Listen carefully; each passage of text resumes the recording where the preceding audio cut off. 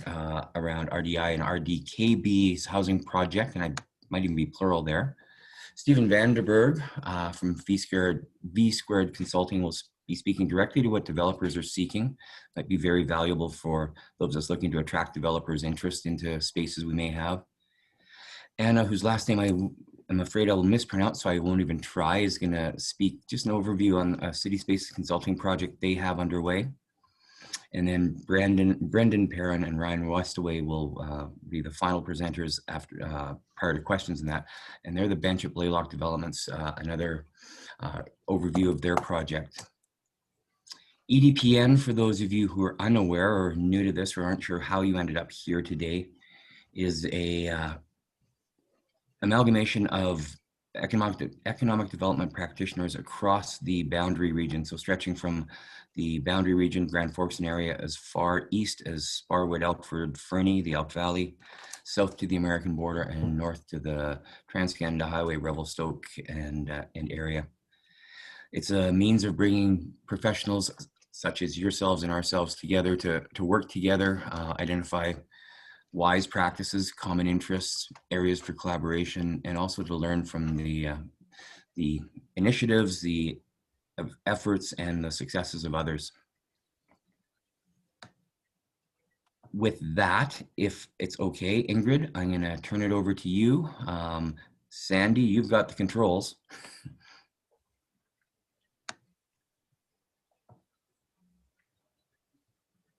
All right, I think I'm safe to pick it up from there. Yeah. Thank goodness. Oh, you're breaking up a little bit there, Hugh, but yeah, I'll pick up the torch. So good afternoon, everybody. Great to see you on this last full week before the holidays.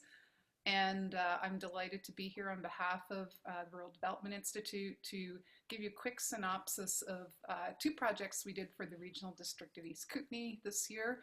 And one of them being an employment lands inventory, and the other a series of investment readiness assessments. And I see some familiar faces here in terms of folks who may already be somewhat familiar with these projects. So bear with me, some of it may be review, and for some of you, this may be brand new. So without further ado, just to say these projects were both completed under the umbrella of the rural dividend funds through a much larger basin-wide local economic development research and capacity building program. So let me just dig right in because time is short. We did 3 corridor level investment readiness assessments, one for the Elk Valley, one for Kimberley Cranbrook, and one for the Columbia Valley. And these reports are available on the RDI's website. And yeah, I will put that, I'll put the link in the chat box when I'm done because I can't access the chat box very easily right now.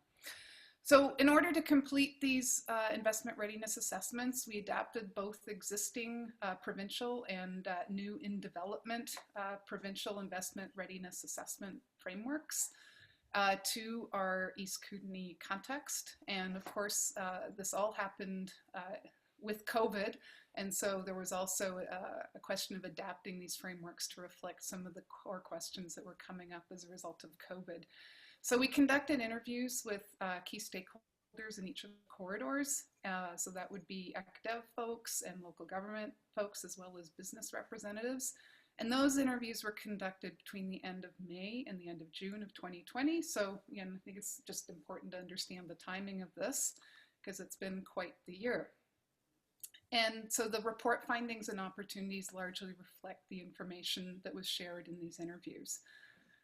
The tools that we used are more or less geared for community, and so we did have to adapt them to a corridor level, and there was some learnings along the way that, for example, matters of governance in terms of how corridor communities work together. That's something that you wouldn't necessarily find in a community level investment readiness assessment.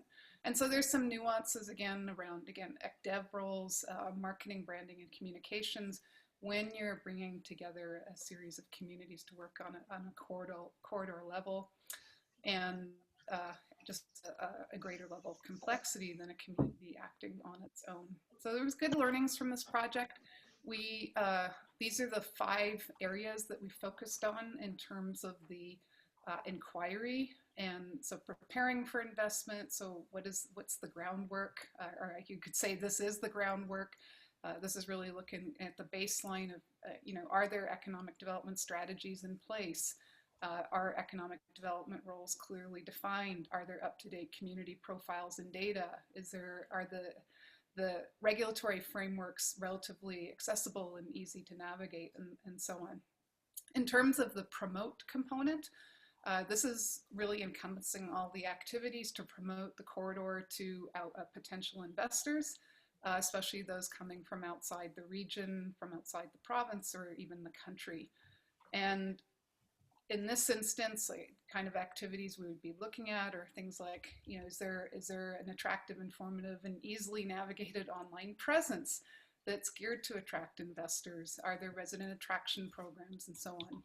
So just to give you a flavor of the different components, the attract component is really looking at what's in place from the time that somebody is kicking the tires, if you will, to look at investment opportunities in your particular area, all the way through to essentially welcoming them and helping them get settled and familiarized with the community and corridor. Support is really focusing inward on the local businesses. So in simple terms, it's business retention and expansion activities. And lastly, the provide component of the framework is looking at basic infrastructure that's in place, that's needed to facilitate and grow business and investment. And that could be information infrastructure, ICT, transportation, water, sewer, services, all that stuff, as well as the things that folks are looking for in terms of quality of life, access to recreation, health, and such. So that's an overview of the framework. And just some very general observations coming out of this. There's much, much more in the reports. But essentially working at a corridor level requires, I'd say, a clarity of purpose and objectives and a corresponding commitment to capacity and resources in order to coordinate efforts strategically and really support the information and communication flows that are needed when you're working collectively across a region.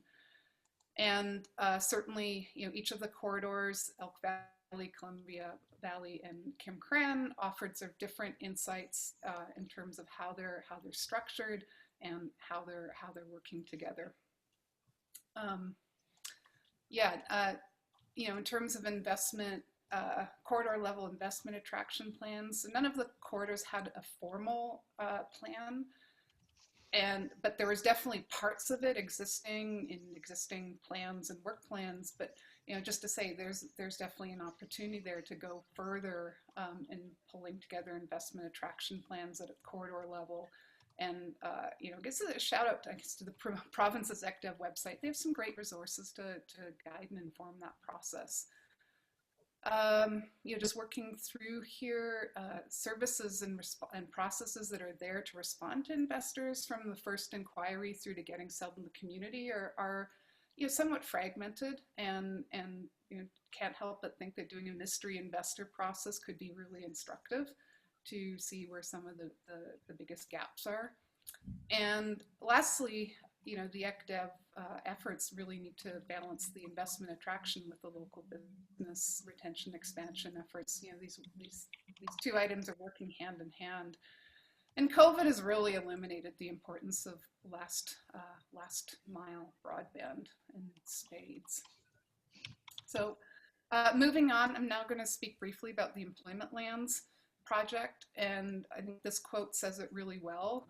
The vacant and underutilized lands available for development are important community assets in terms of investment attraction and local business expansion, as well as informing your economic development strategies so that ECDEV and community land use planning are in sync with one another.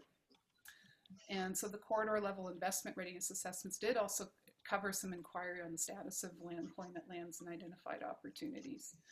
So just moving quickly through this, what are employment lands? essentially it's all the lands that are used to generate employment, and typically that'll be industrial, commercial, retail, and agricultural land uses.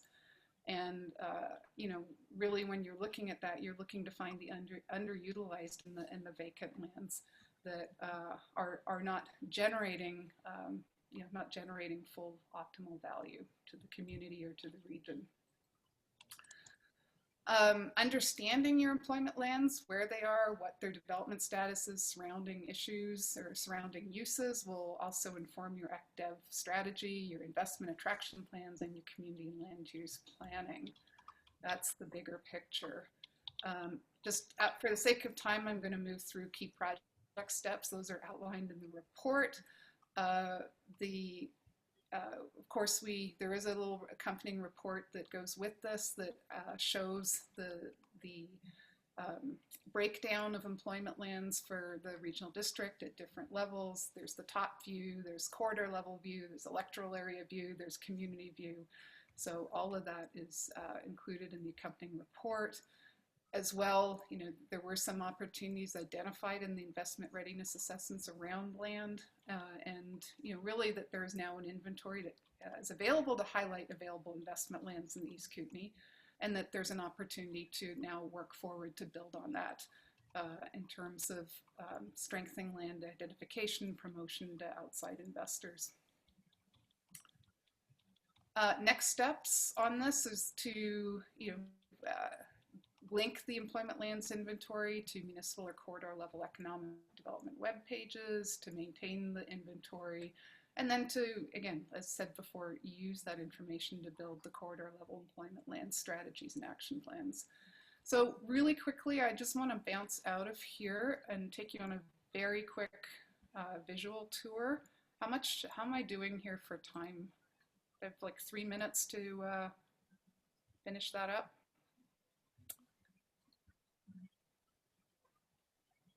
I'm just going to assume that's a yes. All right, let's just pop out here. So when you go to, and I will put the links in the chat box when I'm done for both the reports and the inventory. So when you go to the inventory, you're going to get this opening page. I highly recommend reading through it. It's kind of the basic setting and disclaimers and user notes that you want to know before you go in. Here we have the East Kootenay. It says it's all built on a basic GIS system, and all the layers are here on the left, and there's the featured investment lands, which are the red flags. There's zones of interest, and those are the employment lands. There's an option to see the surrounding zones and uses. The band lands are here, as well as boundaries. And so I think the quick way to do this is just to zoom in on a particular community. I'm going to head to Canal Flats. And so we zoom in using the bookmarks. And so here we can see all the lands in Canal Flats. If I take off the surrounding zones, it shows me the employment lands. So the brown and yellows are the industrial. Here, I'll pull up here you have the color coding. And these flags are really interesting in that I'm just going to zoom in a little further. The green flags represent Investment Kootenay, or sorry, Imagine Kootenay feed. That's the same feed that goes to the Opportunities BC website at the provincial level. So that's the green flags here. And then we also have the red flags, which are properties or parcels that have been identified by the municipality as wanting to draw investors' attention to these properties, and so there's a little bit of information about them. And then behind that is the standard information that will be associated with any of these parcels, where there's just some general local area information. There's a contact, right, if somebody's interested to follow up and learn more about a parcel. There's the email for the ECDEV or staff contact. The zoning bylaw, and taking you to the economic development landing page. And then there's just more bread and butter information about the parcel in terms of ownership, area, distance to servicing, distancing to other key items, and then aspect and slope. So that is, in a nutshell, is the inventory, and I'm just going to leave it at that. to see if there's any questions.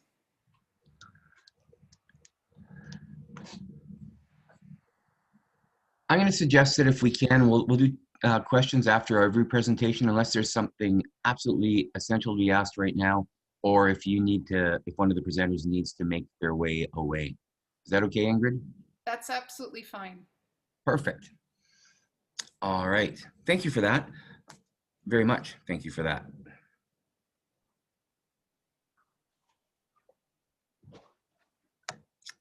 All right, should I just go into, do we just segue into me here? Absolutely. That would be okay. Fantastic. All right. Well, thanks again. Thanks for having us here. So my name is Tara Howse, and I'll just get set up here. And I'm here to present about the rural market housing project that we are working on with the RDKB on behalf of the RDI. So this project, kind of had three pieces to it. Today we're focusing on the first two, and that's specifically about rural market housing strategies and also understanding local challenges to builders and developers developing in the RDKB.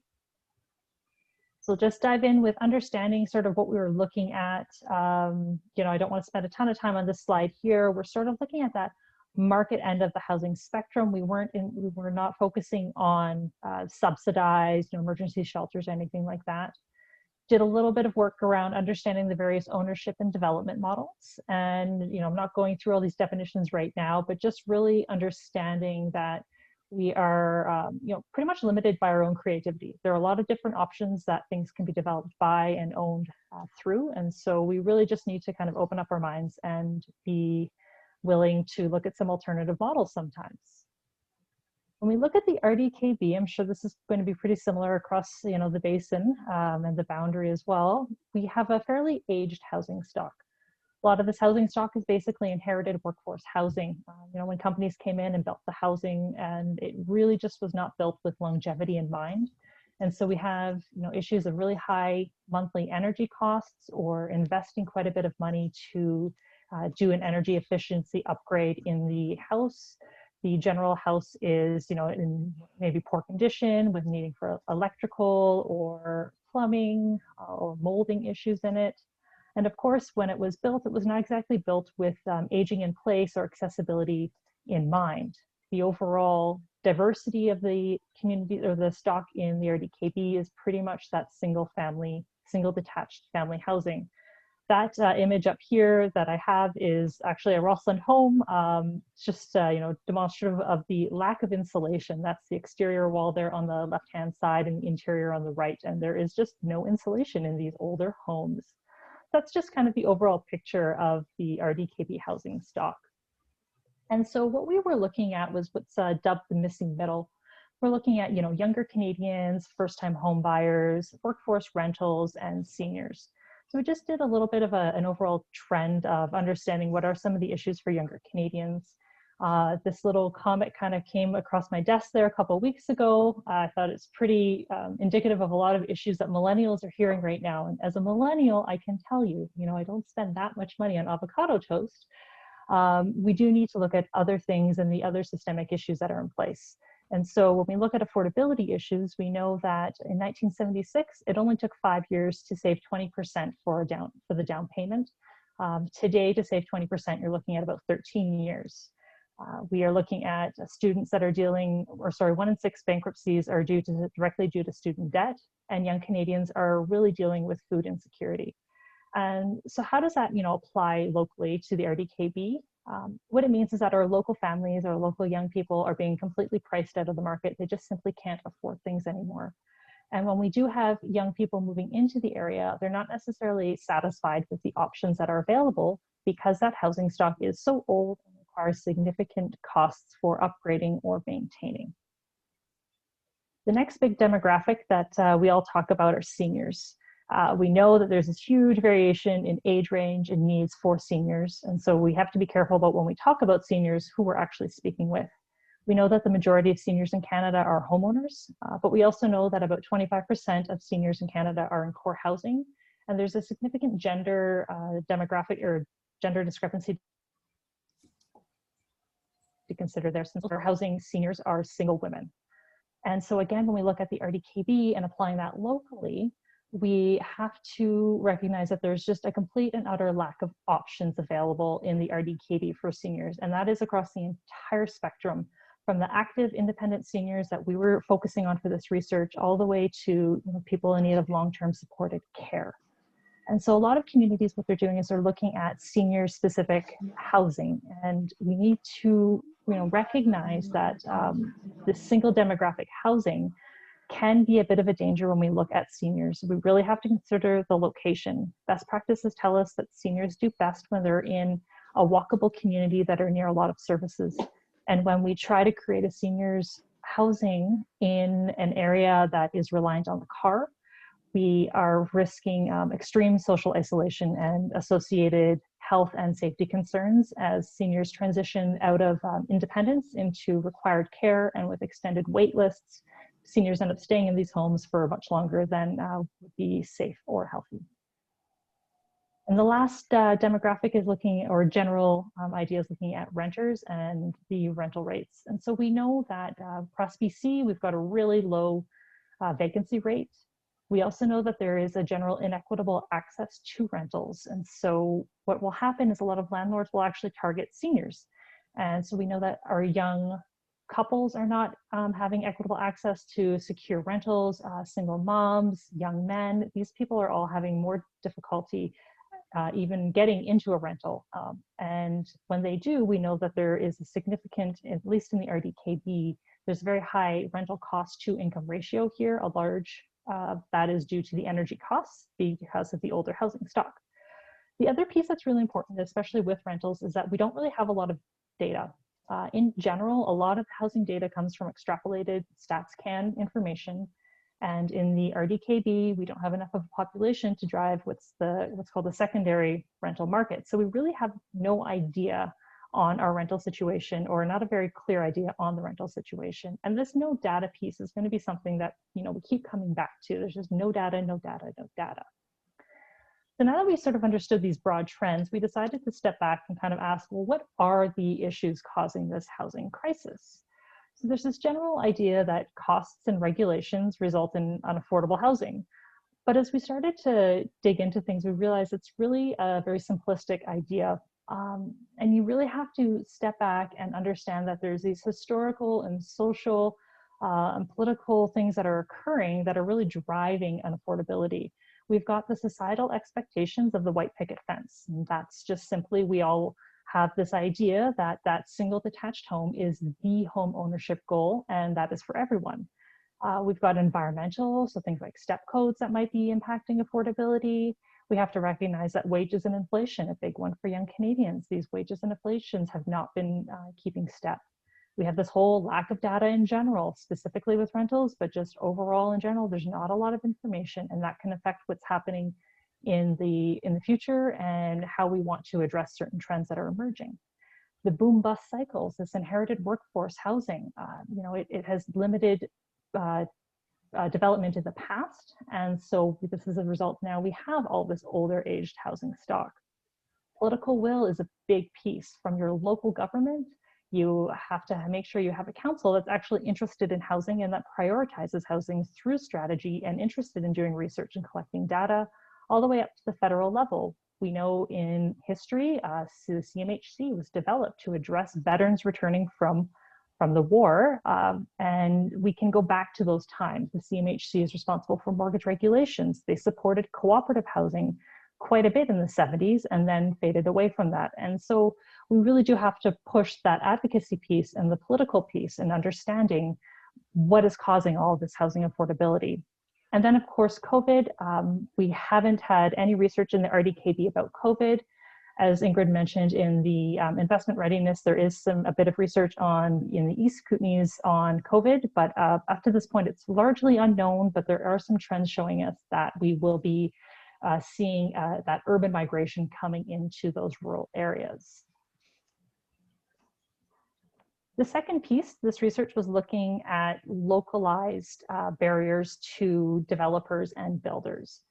And so at the end of the day, a builder and developer, when we're looking at market housing, they're looking to seek a profit. And so we have to kind of pick apart and figure out where these barriers are occurring to prevent that from happening. one thing that's come up in the RDKB is that we don't have that true developer, that large developer that comes in and creates a great big subdivision. We have a lot of builders that are acting or bridging in that development side.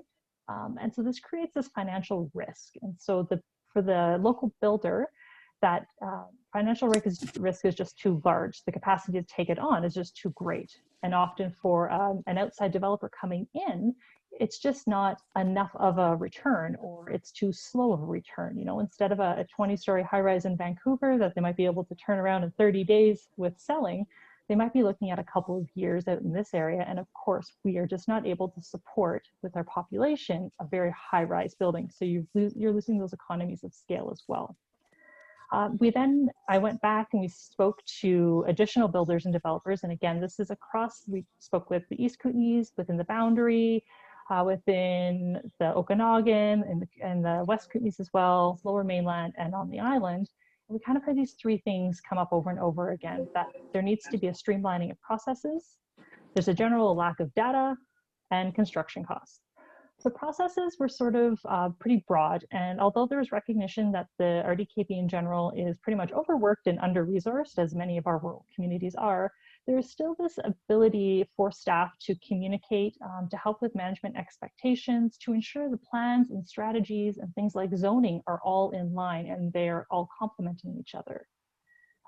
There is, like I said, just this general lack of data, again, recognizing that our staff are overworked. But the land inventory that Ingrid showed you really came up over and over again. They wanted to see a land inventory. They wanted easy access to information that was easily readable, digestible, and publishable.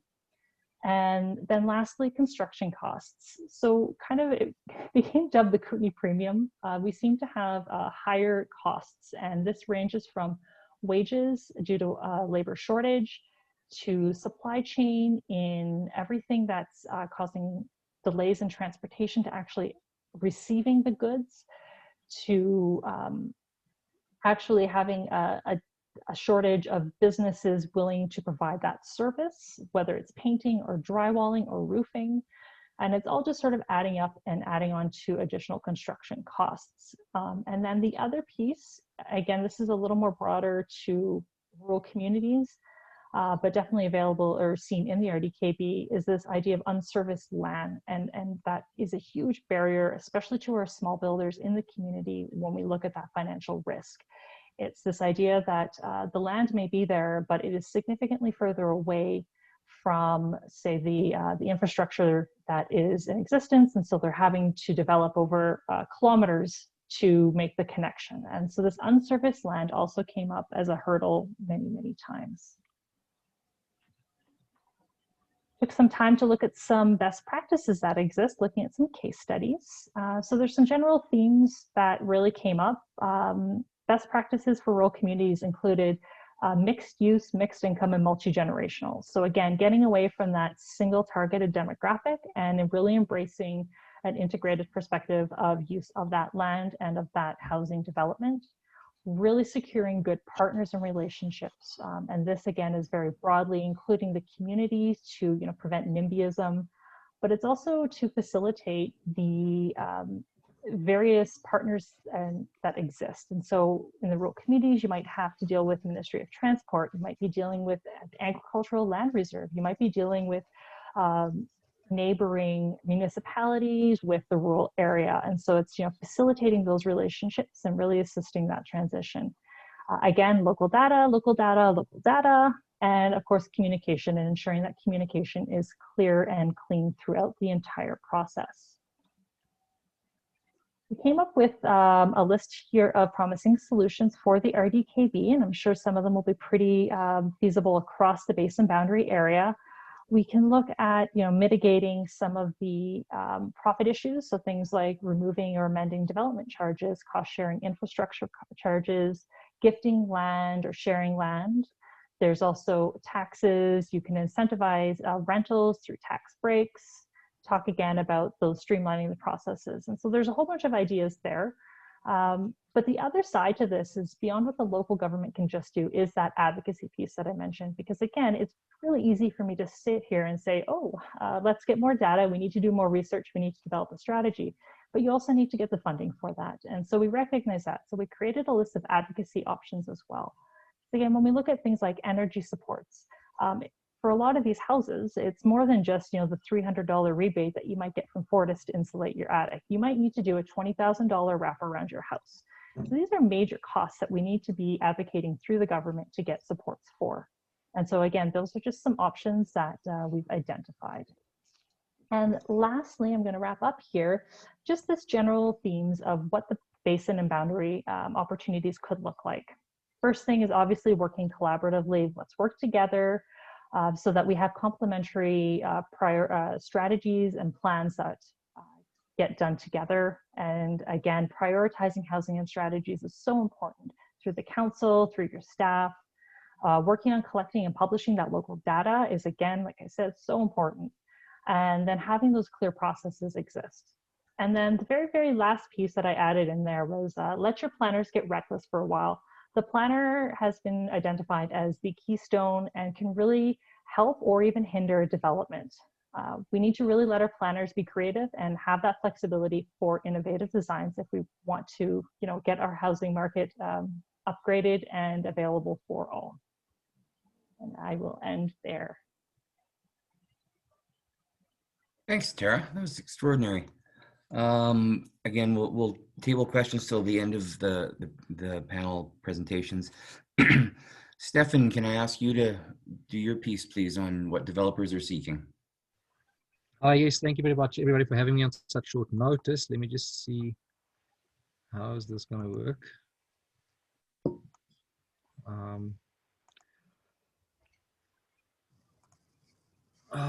I'll do a quick introduction, and then I'm going to skip over a bunch of these slides because it's basically just a quick company introduction until I get to the meat of the bones. And then if I go too fast, I tend to do that. Please just give me a heads up. Okay, so V Squared Consulting is a construction consulting and a development company. We have two arms: construction consulting and development. We started the company officially about 3 years ago. Right now it's myself and my partner, the founding principals, and we've got some associates across BC, some up in the Northern Territories and some in BC. Our core focus when it comes to construction and consulting and development is challenging the status quo. We're very collaborative. We try to work with all the stakeholders to form just a collaborative leadership forum in every project that we undertake, whether that's just in the consulting arm or whether that's through the developments as well. And through the whole process, we try to mitigate, diminish the risk, and increase the efficiencies. I'm going to jump through this because this is not a big of a, don't want to go into a sales pitch with this. Our why, what we're currently seeing in the construction and development industry is record failure rates on projects. People not meeting the KPIs of the project. We see massive supply chain issues. We see the industry is under pressure globally, political environment, financial pressure everywhere. The risk reward right now is more risk than reward in our opinion, and the relationships gets driven to a very adversarial place. A lot of lack of trust in the industry right now between developers and contractors, between developers and clients, between developers and municipalities, and that's really something that we as a team focus on. You know what, we believe that if we bring back the trust into the industry, I want to say 80% of our projects, of our problems are going to go away in terms of not the front end projects, but kind of the front end problems, but the backloaded problems, if that makes sense. For us, we develop ourselves, so you know, failure is not really an option anymore, right? Okay. So I'll quickly jump onto the current state of what we see both as a consultant and a developer. The current market conditions, Canada-wide, has obviously been really affected by COVID-19. Well, this is a worse one. This is COVID-19. Just kidding. By COVID-19, we're seeing record failure rates between subcontractors and even contractors.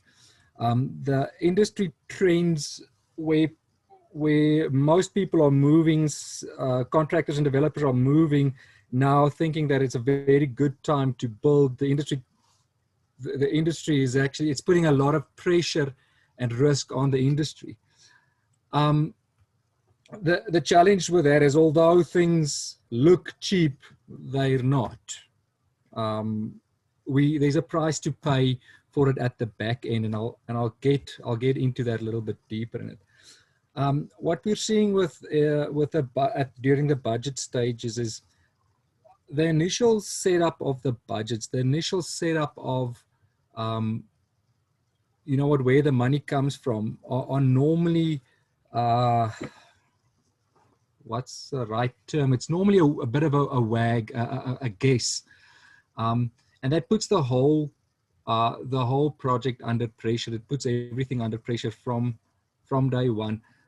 The health checks through final accounts is just something that we as a team can do better. The health check that's currently happening on projects doesn't really give a client or a developer peace of mind that the projects are going well.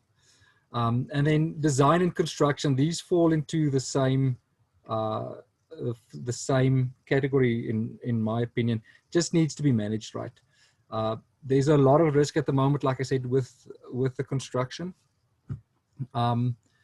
Trade risk failing at really high rates, like I said, puts the whole industry under pressure. And that brings me to procurement models and delivery methods. Everybody's going stipulated sum right now because they believe that, you know what, there's a lot of competition. Guys are really hungry, and they are, right? So you're going to get really good numbers. Very, very risky business at this stage. Unless you have contractors, unless you have certain steps put in place to make sure that contractors don't fail, you're in a race to the bottom. And what we're currently looking at is moving away from that, even on our own stuff, and going more into design, building, construction management, where the visibility, where there's a higher level of visibility into contract negotiations, into the pricing, into the financial stability of the sub-trades, everything. Sub-trades take up 85% of any of the jobs that we do. Sorry guys, I'm flying through this because I want to get to the meat on the bone with what the developers, what we actually look for. The one thing that I can say, our goal by 2025 is to reduce capital construction and building operation costs by a minimum of 20%. Right now, we're on track with every project that we've undertaken. We're about at 10 to 12%. So there's a lot of inefficiencies in the industry, and we're trying to push that to a point that we can say, you know what, capital construction cost reduction of minimum by 20%. Okay. I'll jump over this, and I'll jump right into this. So what attracts investment into smaller and rural communities, in our opinion, and I think Ingrid and both Tara touched on it. The primary role for any business is return on investment. With that being said, there is a bunch of other things that can make an investment more attractive. But what we're looking for mainly for ourselves and our clients is the return on investment needs to be there. The economic drivers needs to be there to make sure that your investment is safe and that you get your money back. The first one I'll touch on, and we run into this everywhere. And once again, I think Ingrid touched on this as well. Planning and development is a huge draw. If you have very stringent bylaws or planning, it's a very quick deterrent for a developer to go elsewhere. Unclear, confusing, and contradictory information should absolutely be avoided. We've had major investors just move on from projects because things were unclear and they didn't want to deal with the issues. Accessibility with a client-centric viewpoint from the local authorities, the planning and development guys, is very, very important. Those guys need to be accessible and need to have a client-centric. They need to be service-orientated. Sorry, looking for the words there. For a developer, and then the last thing, incentives with permitting that matches council strategy. If you make the permitting process easier, if you make that whole process easier, and there's not a lot of administration from a developer's perspective on to get a project going, it's a huge draw, in our opinion. We are dealing with some of the municipalities in the boundary area, and they've been really good, and it's a huge attraction that we can just go in, talk to the right person, and that the permitting is simplified. Okay, next one. Access to utilities. Once again, I'm kind of repeating what Tara said here. For rural and smaller town developments, you have a capacity, or you have a maximum upside of what you can develop. You're probably not putting in a 300 unit building there. So if you're looking at putting in a 6-plex or an 8-plex or a 10-plex or a mixed use building, or even 20 apartments, not having the infrastructure and having to develop the infrastructure can make the project non-feasible. Infrastructure development is really expensive, and pure, I want to say pure greenfields developments although it looks like it's a big group of people, it's actually a very small niche market in Canada of guys that do that well and do that successful. So clear data on existing infrastructure capacity and also plan expansion is great. Ingrid, what you showed on the website there is fantastic. If a potential developer can click on a portion of land and you can see what services is available for electric, sewer, water, etc., and then also just having a chat with the guys in the EDPN of what's coming. The planned expansion of infrastructure is very important. Okay, and then a good understanding of any available grants and access. So I don't think it's the economic development's arm or even the council or the city's responsibility to help with the grants, but it doesn't hurt if they do know what is available, so that when you talk to a developer who's looking for a plot of land, especially smaller developers, that they can say, hey, you know what, BC Housing has a developer, has this grant, or these guys have this grant, or there is incentives for you to go look at and maybe just point guys in the right direction. You know, that can make or break a deal for guys if they have once again just the availability of that information. Okay, active Chamber of Commerce. Now, in a big rural, in a bigger city center like Kelowna, Vancouver, Edmonton, those places, the Chamber of Commerce wouldn't play such a huge role for development. But in rural and smaller communities, what we look for is an active Chamber of Commerce, because then we know that, you know what, we're going to see business growth and stability. it's a contributing factor to make the community resilient. Why that's important for us is, change happens so quickly, and we need to understand that, the community and the business community can weather the changes. They can anticipate those risks and set forth rapid recovery, right? If anything happened, like I said, not a lot of guys look at these factors in big cities, but when we look at more rural settings, this is very important to us because this protects our investment, knowing that there's a Chamber of Commerce that's supported by council, that's supported by the local government, that's active and will make sure that business keeps growing and people keep investing. That's a huge protection of our investment in the town, especially if you look at somewhere like where there was Grand Forks is a great example where we had the flooding and what the business community is trying to do now there.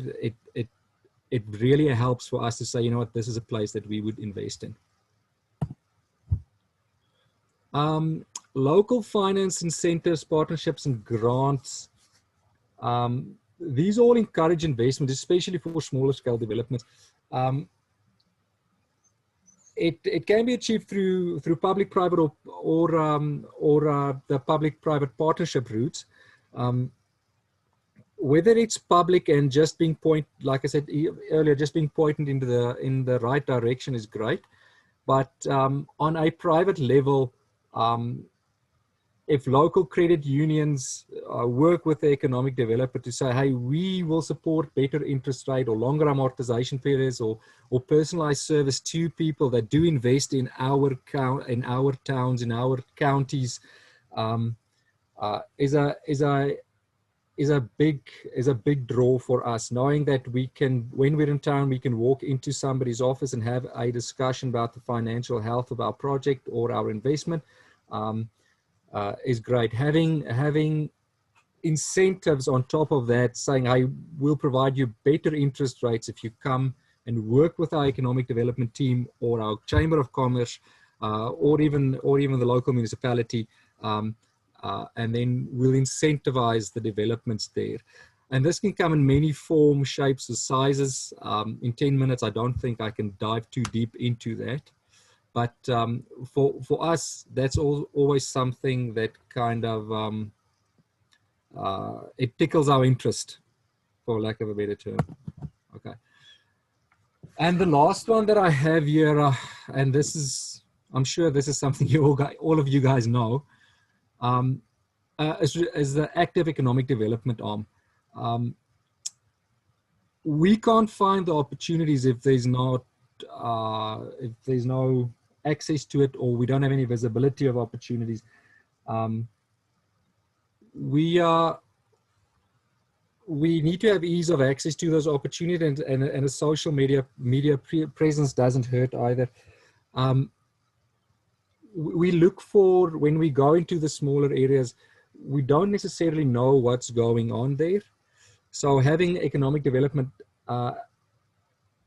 involved in that and showcasing current opportunities for developers that doesn't necessarily know the town or the area, and understanding the core intricacies of the area, of what's going on in the area, the challenges, what people are looking for, like the struggle with housing in the whole Boundary and Kootenay area is something that we're well aware of. And as a developer, it's something that we focus on. We look at the workforce housing, but this is something that this is information that we gathered by working with Sandy and having conversations about what is needed in this town, what is the current challenges. So the active economic development arm for us is always something that we try to tap into, because that's where a lot of the information lies. And I apologize if I went a little bit too fast. I didn't want to go over the 10 minutes, but that's it for me. Stefan, thank you very much for that. I'm sure that's going to bring up a number of questions at the end. Anna, can I get you to jump right in, please, and thank you? Yeah, of course. I just I can't share. I'm gonna have to ask Stefan to just stop sharing so I can. There we go. Awesome. Thanks. Okay. Just give me a couple minutes to set up. Here we go. All right. Can everybody see this? Okay.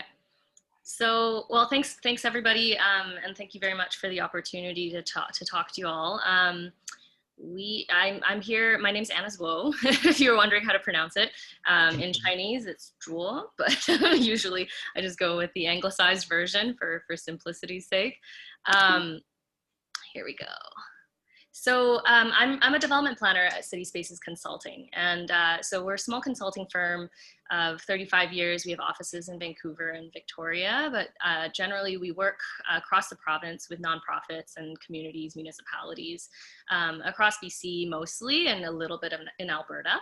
Our general areas of expertise, we do have kind of 3 branches of work, community planning being one of them, consultation and engagement, and then I, for one, work on the development consulting side. So I am a professional planner. I'm professionally trained as a planner, but we do have a lot of colleagues that have other specializations as well. So that's a little bit about us. So I was hoping to actually just a quick overview of 3 projects that are a little bit further along in the Kootenays right now. And then I'll talk a little bit more about one project that I'm personally involved with. So the one project we're involved with in the cusp, it's a 10-unit residential project. It is hopefully going to be completed, substantially completed this week, at the end of this week, so fingers crossed. This is a good example of kind of the type of work that we do. So small scale with a local operating society, funded in combination between BC Housing and Columbia Basin Trust through the Investment in Affordable Housing Program, as well as some contributions from CMHC.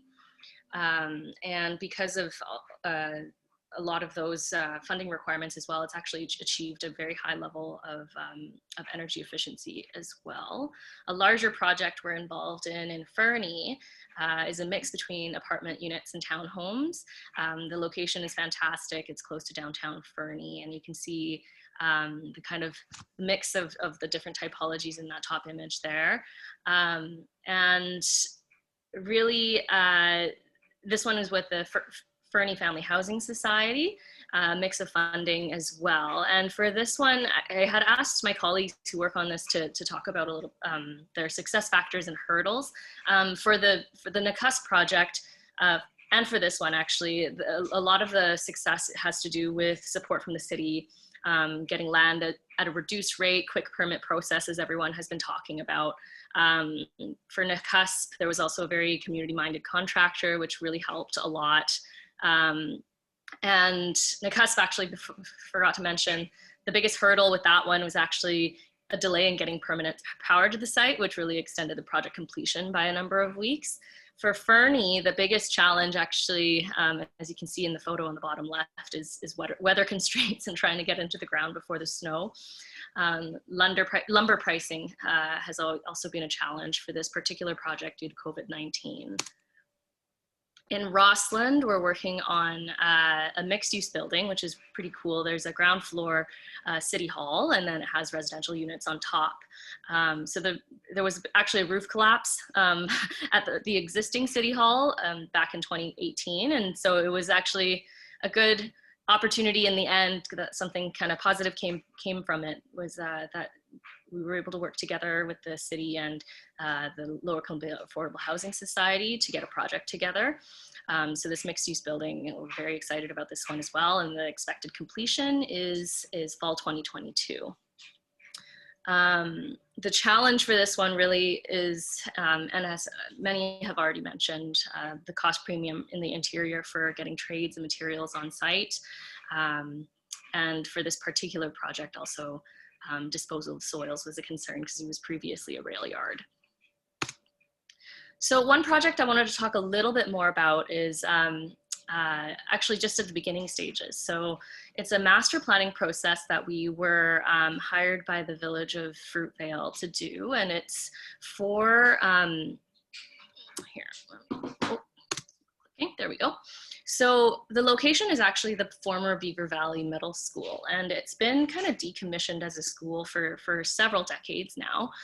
The location's great because it's right next to a park, right next to an arena, within walking distance of the elementary school and a little bit further, but still within walking distance of the village kind of core center area. And the village had actually purchased this plot of land because there's just been a building sitting there, and everybody in the community wanted to see something happen with that plot of land. So this vision really was to, you know, let's come together, come up with a master plan to include affordable and inclusive housing, have a diversity of private market development opportunities, and to also prioritize childcare as well. And actually later in the process, we identified seniors and workforce housing as a priority. In addition to those. So the steering committee, as you can see, is a huge kind of array of partnerships, which is great to see. I think that's one of the success factors for lots of projects, especially at a small scale, having tons of support across the board right from the get-go.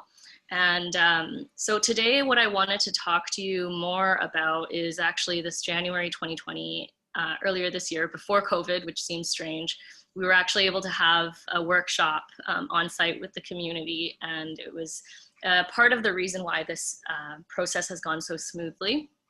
So the community workshop, what we really wanted to do was, you know, the school, it was such a, everyone in the community was a stakeholder. There were people who had attended school there, people who walk through the project site all the time, walk their dogs there. So everybody was really keen to see what was going to happen to it. And us, obviously, being a consultant that's you know, based in Vancouver and Victoria, it was important for us to hear what the community had to say about what was to be on that property.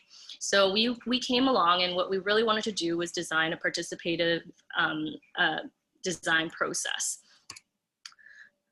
So what we actually ended up doing was designed a group design activity, and we really wanted to get people to think about all the things that urban planners and urban designers would normally think about, and really understand what we would be looking at when we start to plan this site.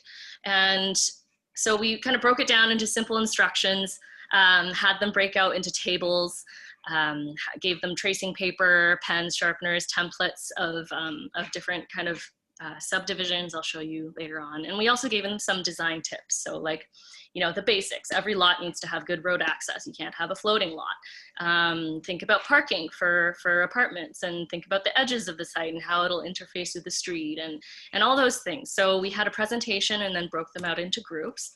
This, what I'm showing here, is actually part of the package that everyone received on their tables. So we talked about kind of, you know, the currently permitted land uses, the suggested priorities based on some needs and demand research that we did about their community, and kind of reflected that back so that everyone had some resources as well. And then we'd also talked through some issues and opportunities around the site. I should go there and say to people why. Oh, I'll just keep talking. So some of the priorities and opportunities, you know, opportunities to establish some trail connections, some issues like steep slopes and stormwater runoff, and then other design considerations that we were thinking about, and also provided some images for those who haven't been to the site to get a better sense of what we're talking about. So what we did was basically printed out a huge base map, as you would see if you have attended one of those like design charrettes before.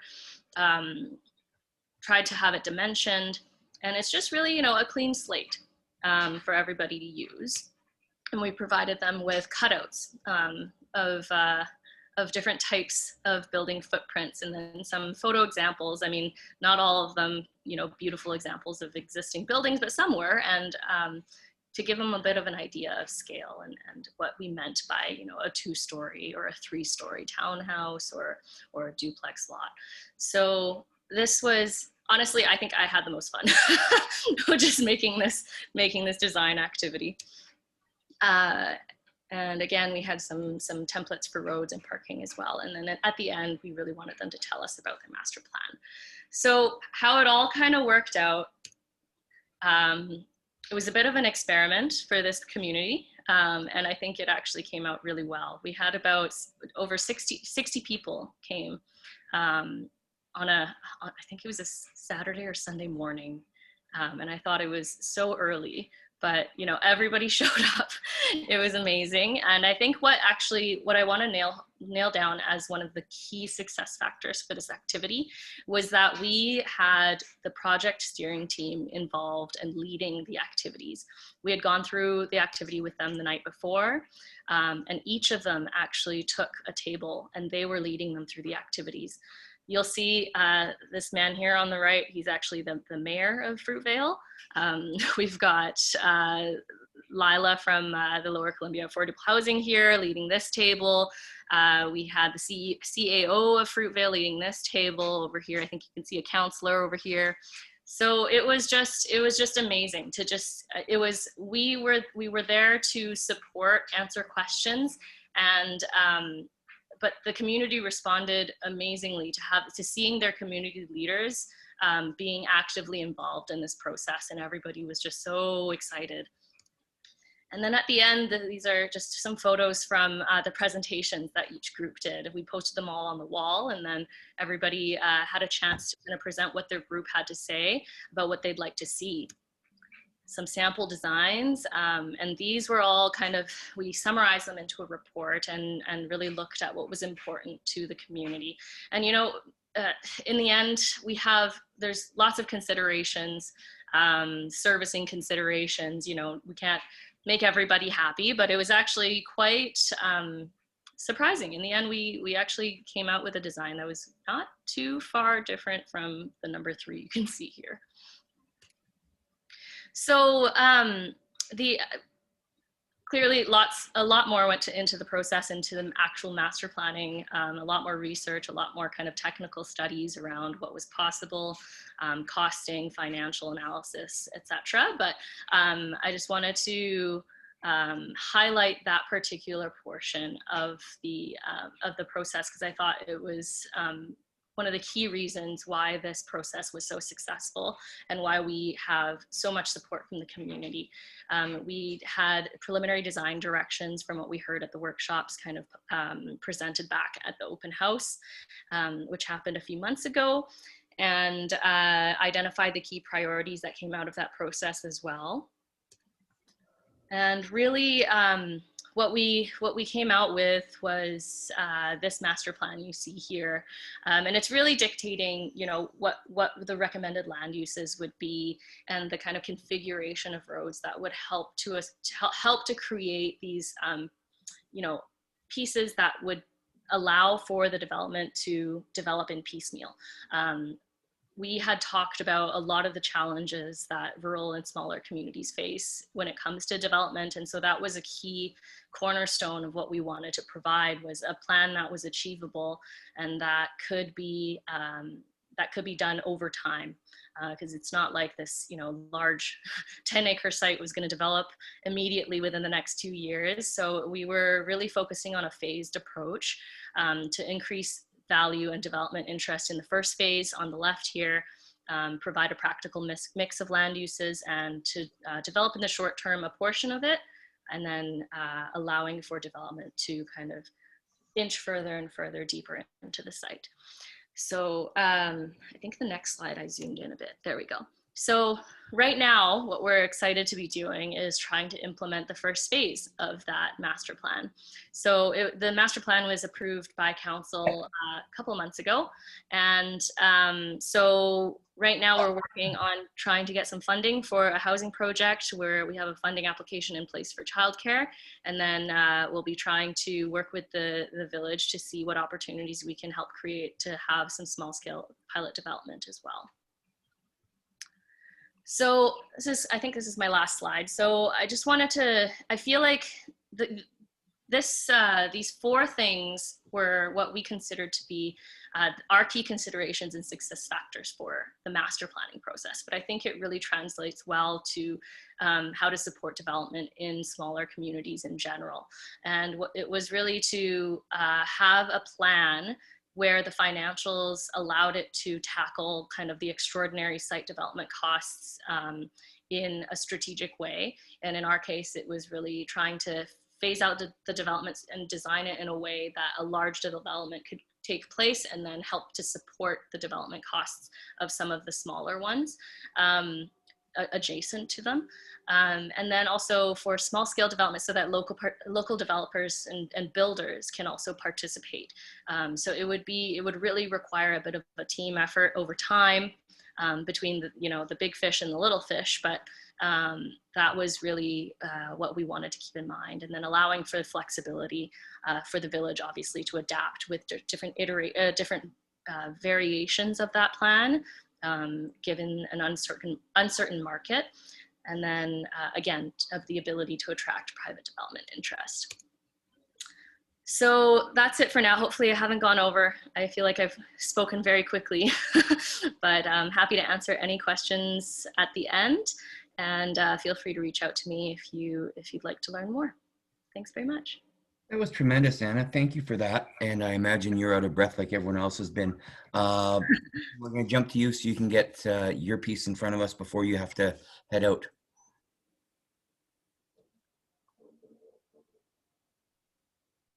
Brandon? Yep, I'm here. So I'm just looking to share the screen here. Just give me a sec. Thanks for throwing me in there before I have to jet out. So this is our development. It's called the Bench at Blaylock, after Selwyn Blaylock, who was a former president of Tecumseh in the trail area. It is in between Fruitvale and Trail. And so you'll see on this slide here exactly where it is, and then a couple populations based off of 2018. Right kind of behind the Canadian Tire. This is just some population data from 2011 to 2018, just showing some of the increases. And the red highlighted areas are obviously possible towns around our development that would look to purchase in phase 1, phase 2, 3, and 4 possibly. So this is some population data. As we know, as of everybody's presented, there's obviously a low vacancy rate in the Kootenays, and the call has been primarily about housing needs. So no question on this slide, just showing you some more data with respect to what's happening in the area with respect to housing, the percentage of renters versus owners in the area. Again, highlighting those communities around our development, which is just above and to the right of the Canadian Tire in Trail. Here is some November housing stats provided by our realtor, Tia Hanton at Remax there in Trail. Just going over some of the averages versus November versus last year and year-to-date numbers. So the market is definitely hot. Prices are starting to go up. I believe that she was able to sell 10 plus homes in November. It's been one of the best Octobers and Novembers ever on record. And I think, if you look at why that is, well, you're getting a urban to rural migration, possibly from COVID, possibly for other reasons, and people selling off in the Lower Mainland and coming to the Okanagan and then moving further east to the Kootenays. A couple more graphs here, just talking about units sold. And this is in the Trail, Rosslyn, Wharf, Fruitvale area. Major stakeholders that are around the area. Obviously, City of Trail, Tech, Red, and some of the other ones up towards the airport. And now as we dive into the actual development, and notice where the Canadian Tire is. This is a 64-acre plot of land. We're looking to start phase 1 construction on the bottom right here, and going to show you what the property looks like here.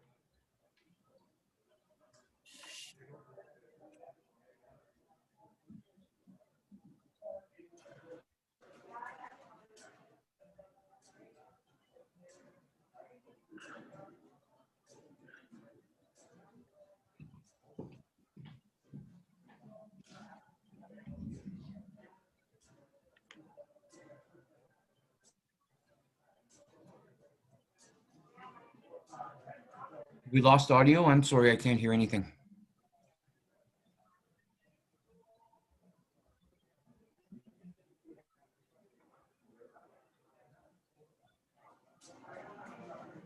Andy? Sorry, I'm not sure if that played correctly or not. Can you hear me? Can hear you again, Brendan. Thank you. Sorry, so that was just a video of the property. I'm kind of in a cafe, so it could be possibility of just a leggy reception.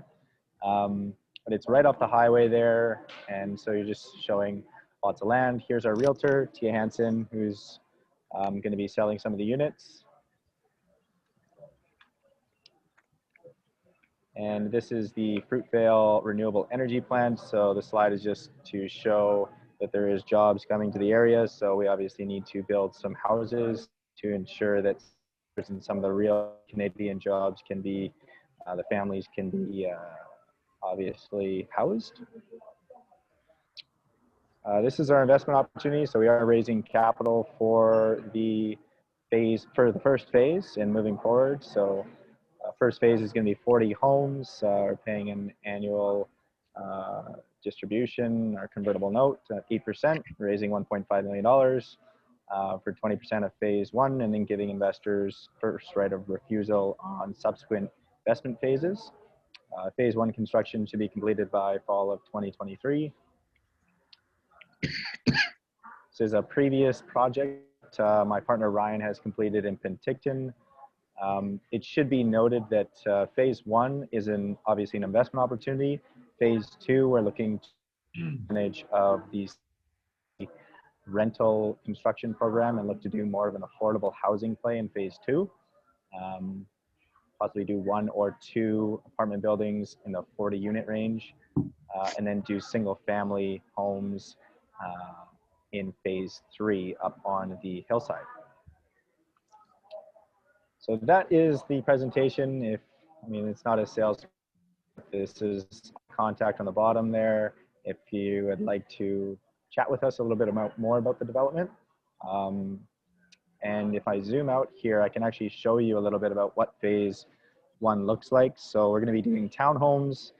If you're familiar with Trail, you would know kind of where Goodwin is here, which is right between the car wash and the Canadian Tire.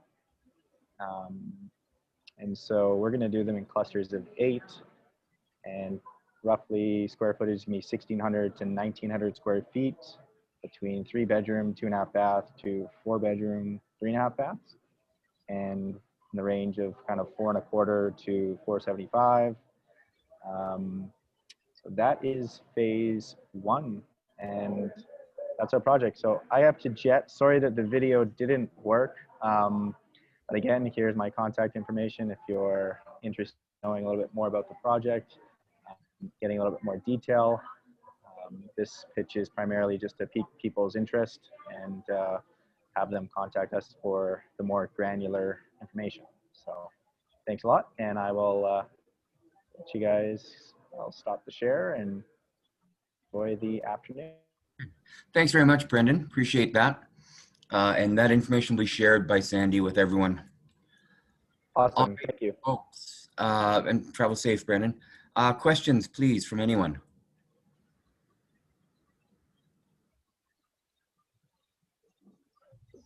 I'll jump in with a question for Tara. Thanks, Andrea. Go ahead.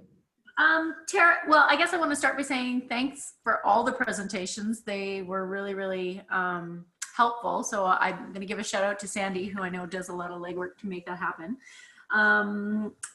Tara, I just want to ask, have there been conversations between the RDKB and the RDCK or the RDEK about how they can bring together the learnings from housing research to look at a regional approach? I know we just last week in Nelson had a presentation from the RDCK on their housing research, and that was just a question that came up, is how do we bring together these regional district housing studies and look for an opportunity to collaborate between the regional districts. So do you know if any conversations have happened there?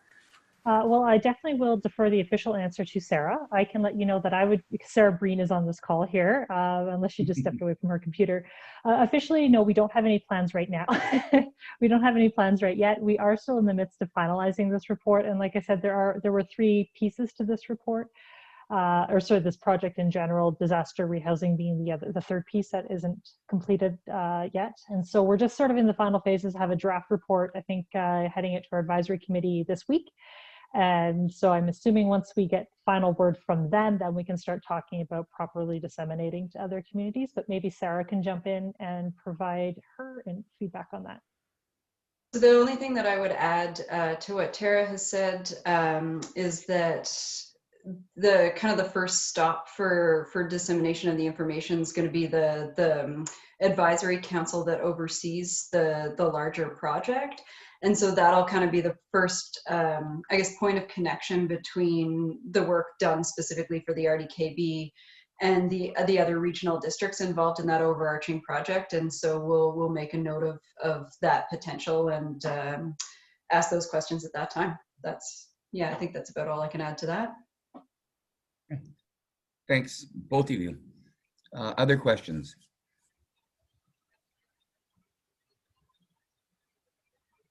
I have a question for Stefan. I was curious if there were any examples that come to mind of communities that were great to work with. Like you provided some of those criteria about what makes it easy for a developer to work with a community, and just wanted to know if there's any real world examples that come to mind. Oh, yes, thank you, Jerry. Right, it is Jerry, right? Currently, we're working with the city of Grand Forks, and they've been great to work with. The building permit process has been easy. Working with Sandy there about just what's in the community, what's happening. As they know, they had the 2018 flood there, and they're coming strong out of that. So they've been everybody right up to council has been a pleasure to work with, and that we invested, and then that made us invest again in some properties, and we're looking at another development there, and it's slow stuff. There's no room for a 50 housing scheme development, but it's smaller developments, 6-plex, 5-plex, 4-plex, stuff like that. But they've been great to work with. Everybody through planning, development, building permit, economic development, even the CIO. They've made it really easy for us to have confidence to invest in that market. The fact that they have such a low vacancy rate makes it easy as well.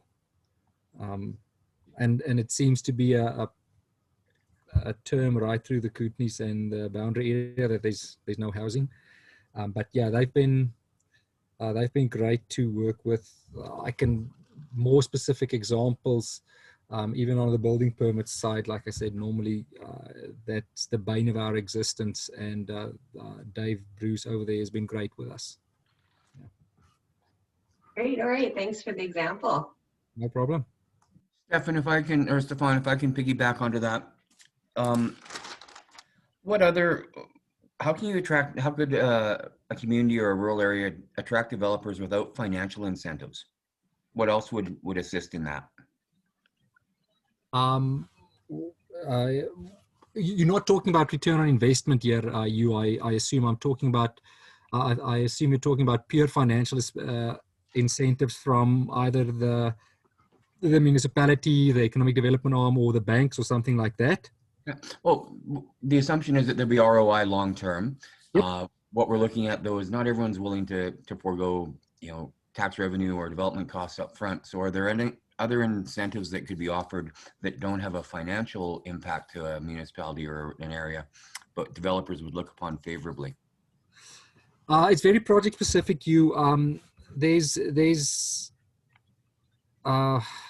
I can't give away too much, but there definitely is stuff that they can do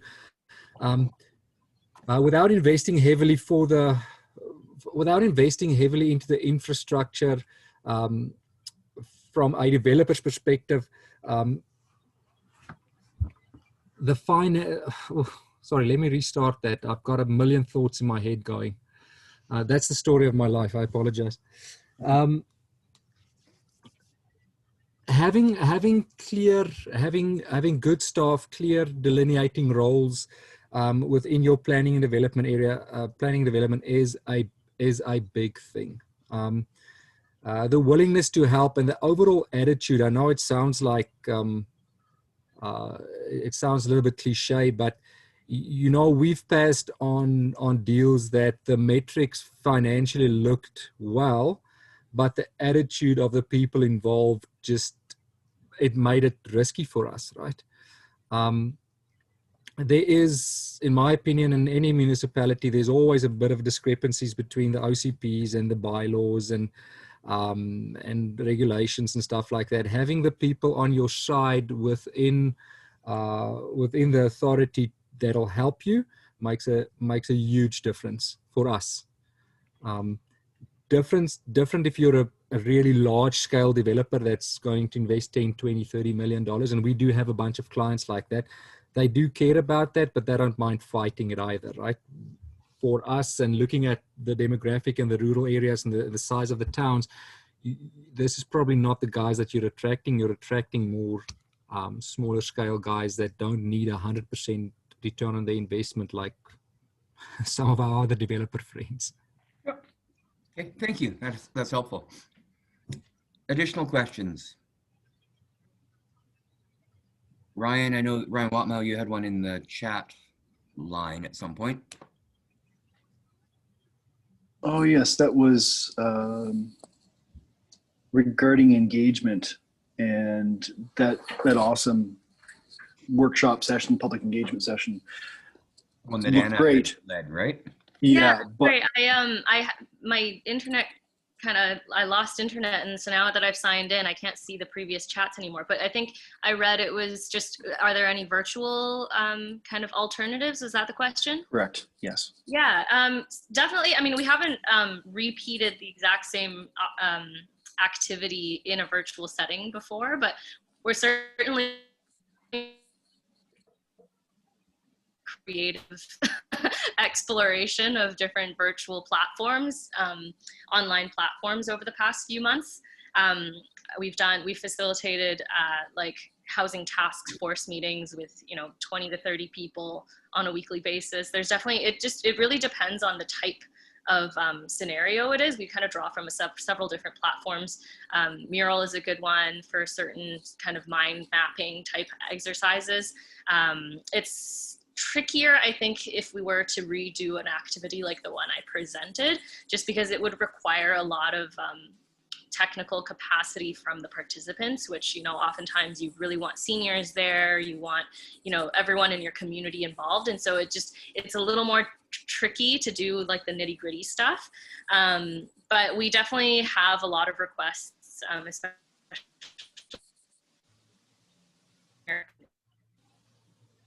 working on a lot of different projects that require a lot of creative thinking around it, and we cater the technology around the project. So if you have like a specific example in mind that you're wondering about, definitely get in touch, and I can put you in touch with our engagement specialists, and they might have better ideas for you.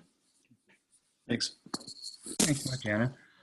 There's time for one more question before we wrap up, if anyone wants to jump onto that opportunity.